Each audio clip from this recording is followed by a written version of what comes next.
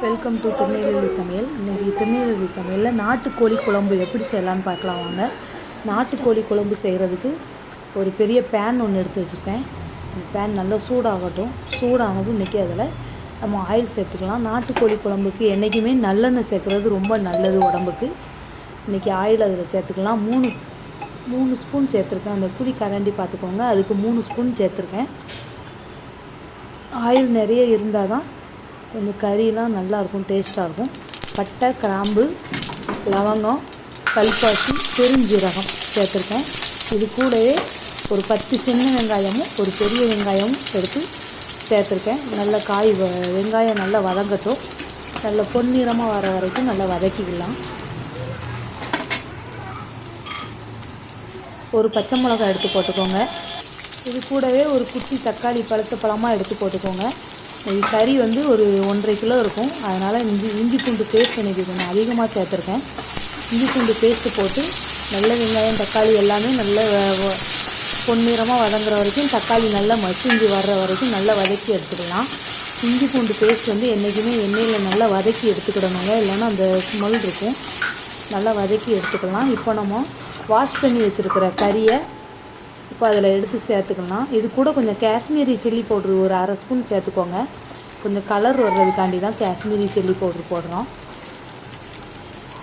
இப்போ நல்லா மிக்ஸ் பண்ணி விட்டுக்கலாம்.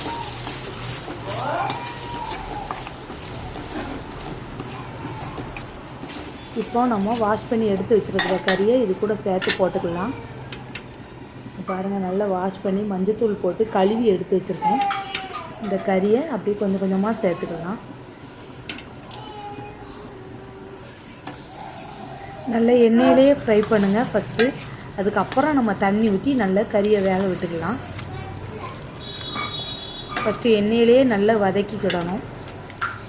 அந்த இஞ்சி பூண்டு பேஸ்ட்டு, வெங்காயம், தக்காளி எல்லாமே இது கூட சேரணும். நல்லா அந்த அளவுக்கு வதக்கி விட்டுக்கோங்க. இப்போ இதில் நல்ல கறி வெந்து வர்ற அளவுக்கு, கறி முங்குற அளவுக்கு தண்ணி ஊற்றிக்கோங்க. அப்போ தான் நல்ல கறி வெந்து வரும். இப்போ ஒரு மூடி போட்டு மூடி வச்சுக்கலாம். ஒரு 50 மினிட்ஸ் கழித்து ஓப்பன் பண்ணி பாருங்கள். கறி நல்லா கொதிக்குது பாருங்கள். இன்னும் ஆனால் கறி வேகலை. இது இன்னும் கொஞ்சம் மூடி வச்சுக்கலாம். இன்னும் ஒரு 20 மினிட்ஸ் நல்லா கறியை வேக விடலாம்.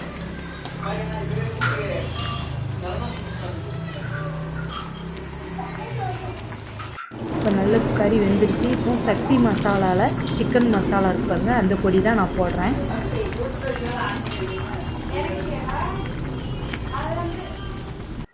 பயங்கரமாக ஆவி பறக்குது. நல்ல கறி கொதித்து வரட்டும். இந்த டைமில் நம்ம 1/4 ஸ்பூன் மஞ்சள் தூள் போட்டுக்கலாம். நம்ம ஆல்ரெடி மிளகாத்தூள் சேர்த்துருக்கோம். அதனால் இதில் மிளகாத்தூள் நான் இப்போ போடலை. ஒரு மிளகா வேறு தனியாக போட்டிருக்கேன், அதனால் இப்போ நான் போடலை. இதில் ஒரு உருளைக்கிழங்கு எடுத்து போட்டிருக்கேன் என் குட்டி பையனுக்காண்டி. நீங்கள் வேணும்னா போட்டுக்கலாம், இல்லைனா விட்டுருங்க. கறி நல்லா வெந்து வந்துருச்சு. மசாலாவும் இது கூட சேரட்டும். இந்த டைமில் நம்ம தேங்காய் பேஸ்ட் அரைச்சி எடுத்துகிட்டு ஊற்றிக்கலாம்.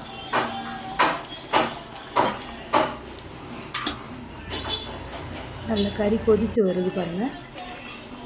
இந்த டைமில் நம்ம தேங்காய் எடுத்து ஊற்றிக்கலாம் அரைச்சி. தேங்காய் சேர்த்தோம்னா கொஞ்சம் கொழுகுலுன்னு இருக்கும் குழம்பு, வேறு ஒன்றும் இல்லை. சூப்பராக ரெடி ஆயிடுச்சு. இதே மாதிரி நீங்களும் செஞ்சு பாருங்கள். திருநெல்வேலி சமையலுக்கு லைக் பண்ணுங்கள், ஷேர் பண்ணுங்கள், சப்ஸ்கிரைப் பண்ணுங்கள். தேங்க்யூ.